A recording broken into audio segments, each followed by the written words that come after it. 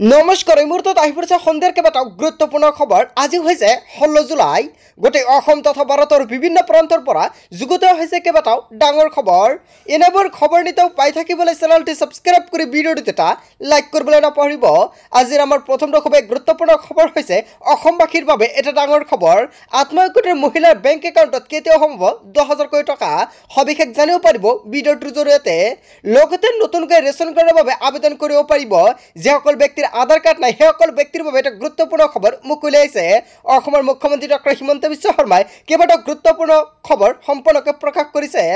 লগতে কেইবাটাও ৰাজনৈতিক খবৰৰ লগতে অৰাজনৈতিক খবৰ যুগুত হৈছে আজিৰ দিনটোৰ। আজিৰ আমাৰ প্ৰথমটো খুবেই গুৰুত্বপূৰ্ণ খবৰ হৈছে অসমবাসীৰ বাবে এটা ডাঙৰ খবৰ। হঠাৎ লাখ লাখ লোকে এৰিলে জিঅ' এয়াৰটেল আৰু ভোডাফোন। BSNLক আদৰি লৈছে দেশৰ লাখ লাখ লোকে। ৰিচাৰ্জৰ দাম বৃদ্ধিৰ বাবেই এইবাৰ বিপাঙত পৰিছে জিঅ' এয়াৰটেল আৰু ভোডাফোনে। শীঘ্ৰেই 5G সেৱা উপলব্ধ হ'ব BSNLত। টাটাৰ সৈতে বৃহৎ চুক্তি BSNLৰ।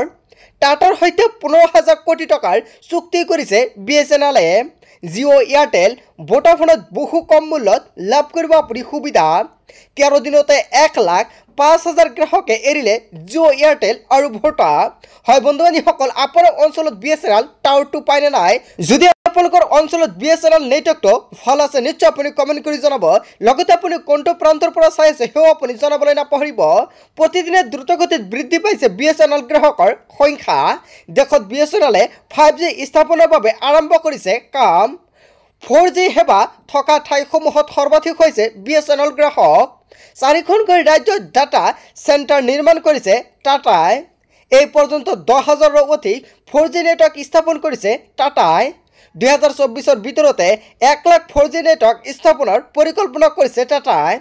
BSNL গ্ৰাহকৰ সংখ্যা বৃদ্ধিৰ লগে লগে এইবাৰ বিপদত পৰিছে জিঅ' এয়াৰটেল আৰু ভোডাফোনে। চ' বন্ধু বান্ধৱীসকল, আপোনাৰ ৰাজ্য বা অঞ্চলৰ খবৰটো কেনেকুৱা? নিশ্চয় আপোনাৰ অঞ্চল বা ৰাজ্যত যদি BSNL নেটৱৰ্কটো পায় নিশ্চয় কমেণ্ট কৰি জনাব। লগতে কোনটো অঞ্চল সেয়াও আপোনালোকে লোকেশ্যনটো জনাবলৈ নাপাহৰিব। তাৰপিছত অসমবাসী ৰাইজক জনাইছো আমাৰ 2 নম্বৰটো খুবেই গুৰুত্বপূৰ্ণ খবৰ। লগতে এটা ডাঙৰ খবৰ, মুখ্যমন্ত্ৰীৰ অহংকাৰ আৰু প্ৰাক্তন মুখ্যমন্ত্ৰী বিফলতাৰ বাবে অসমৰ ৰাইজে আজি বিপদত। আধাৰ কাৰ্ড ৰেচন কাৰ্ডক লৈ এটা গুৰুত্বপূৰ্ণ মন্তব্য কৰিছে। অসমৰ মানুহে আধাৰ কাৰ্ড নথকাৰ বাবে ৰেচন কাৰ্ড লাভ কৰা নাই। আপোনাৰ অঞ্চলত এনেকুৱাকৈ মানুহ আছে নেকি? যদি আপুনি আধাৰ কাৰ্ডখন পোৱা নাই আৰু আপুনি আধাৰ কাৰ্ডৰ বাবে ৰেচন কাৰ্ড লাভ কৰা নাই তেন্তে আপোনাৰ বাবে এটা ভাল খবৰ। অসমৰ ৰাইজৰ বাবে আধাৰ কাৰ্ডৰ সমস্যাটোহে অধিক বেছি গুৰুত্বপূৰ্ণ। বিৰোধী উপদলপতিয়ে দায়িত্ব লাভৰ পিছতেই অসমত উপস্থিত হৈ গৌৰৱ গগৈৰ প্ৰতিক্ৰিয়া। মুখ্যমন্ত্ৰী অহংকাৰ আৰু সৰ্বানন্দ সোণোৱালৰ বিফলতাৰ বাবে অসমৰ ৰাইজ আজি বিপদত। অহংকাৰ আৰু বিফলতা হৈছে বৰ্তমান অসম চৰকাৰৰ অনিয়মতা। কেন্দ্ৰীয় ৰাজ্য চৰকাৰক তীব্ৰ সমালোচনা কৰিছে সাংসদ গৌৰৱ গগৈয়ে। বৰ্তমান বিজেপি চৰকাৰৰ বিৰুদ্ধে আমি অধিক শক্তিশালী হৈ মাত মাতি যাম। কা আইন ৰূপায়ণ সন্দৰ্ভত মন্তব্য কৰিছে যোৰহাটৰ কংগ্ৰেছ সাংসদ গৌৰৱ গগৈয়ে। অসমত কা আইনৰ কেতিয়াও কোনো ধৰণৰ প্ৰয়োজন নাই বুলি মন্তব্য কৰিছে। যোৰহাটবাসী ৰাইজক ধন্যবাদ আৰু কৃতজ্ঞতাৰে জনালে সাংসদগৰাকীয়ে।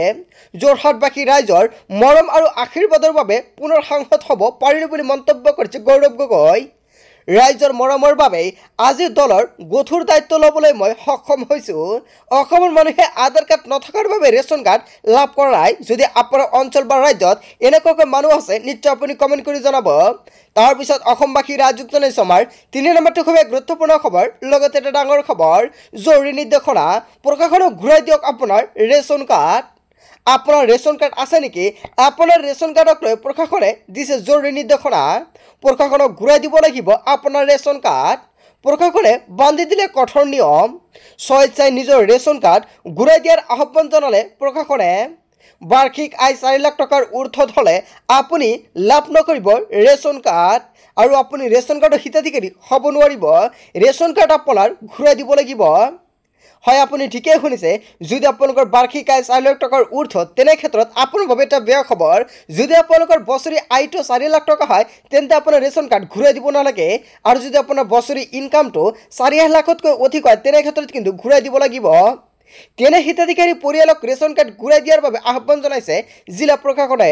স্বেচ্ছাই ঘূৰাই দিয়া ৰেচন কাৰ্ডৰ গৰাকীক প্ৰশংসা পত্ৰ প্ৰদান কৰা হ'ব বুলি মন্তব্য কৰিছে। হোজাই প্ৰশাসনে জাৰি কৰিছে এই নিৰ্দেশনা। ৰেচন কাৰ্ডক লৈ প্ৰশাসনে দিছে এটা জৰুৰী খবৰ।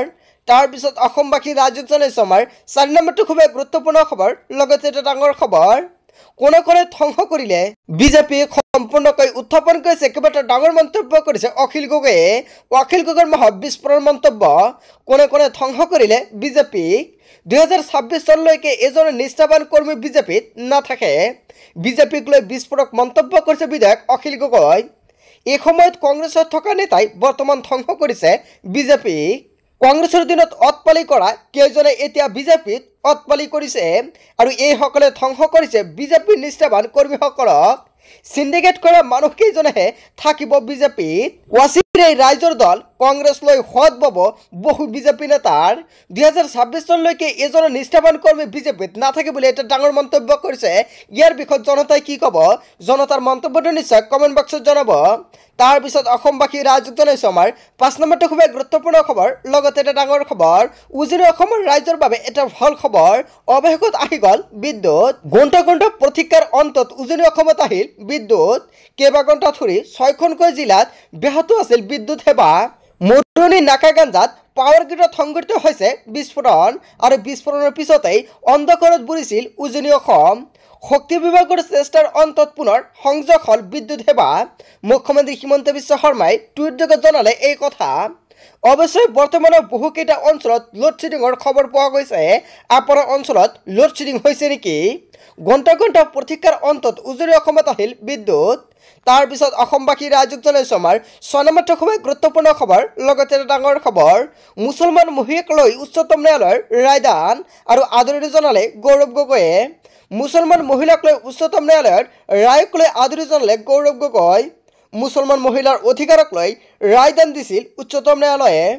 বিচ্ছেদ হ'লে মুছলমান মহিলাই স্বামীৰ পৰা বিচাৰিব পাৰিব বৰণ পোষণ। সকলো বিবাহ বিচ্ছেদ হোৱা মহিলাৰ দৰে মুছলমান মহিলাও পাব অধিকাৰ। বিচ্ছেদ হোৱাৰ পিছত পূৰ্বৰ স্বামীৰ পৰা বিচাৰিব পাৰিব বৰণ পোষণৰ খৰচ। বৰণ পোষণৰ খৰচ নাপালে আইনৰ কাষ চাপিব পাৰিব মহিলাগৰাকী। এই ৰায়ক লৈ প্ৰতিক্ৰিয়া সাংসদ গৌৰৱ গগৈৰ। নাৰীক সদায় আস্থাৱান, নাৰীক সদায় আগস্থান দিয়ে কংগ্ৰেছে। উচ্চতম ন্যায়ালয়ৰ এই ৰায়ক আমি আদৰণি জনাইছোঁ। এনেকুৱাকৈ গৌৰৱ গগৈ কেইবাটাও ডাঙৰ মন্তব্য কৰিছে। বন্ধু বান্ধৱীসকল, গোটেই অসম তথা ভাৰতৰ বিভিন্ন প্ৰান্তৰ পৰা যুগুত হৈছে কেইবাটাও ডাঙৰ খবৰ। এনেবোৰ খবৰ নিতৌ পাই থাকিবলৈ চেনেলটি ছাবস্ক্ৰাইব কৰি ভিডিঅ'টোত এটা লাইক কৰিবলৈ নাপাহৰিব। থেংক ইউ ফৰ ৱাচিং ফুল ভিডিঅ'।